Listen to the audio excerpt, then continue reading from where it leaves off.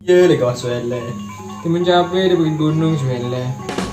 Kah kancil 5 rupiah. Ditukar dengan 5 rupiah.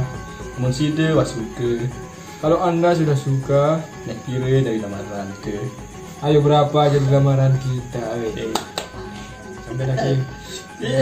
Betul nih basin nih. Kawas wele. Di bawah Swele.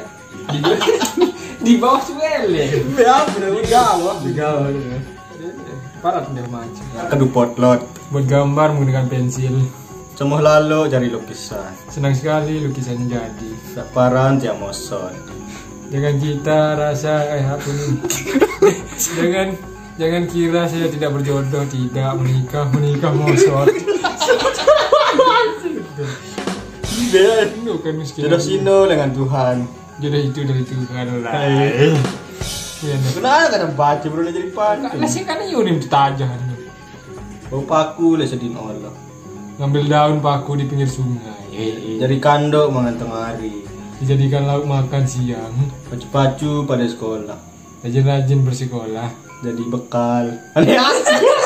Salah si pacu. Dari sengkunte. Dari sangon lemak mudi. Apa dia sengkunte?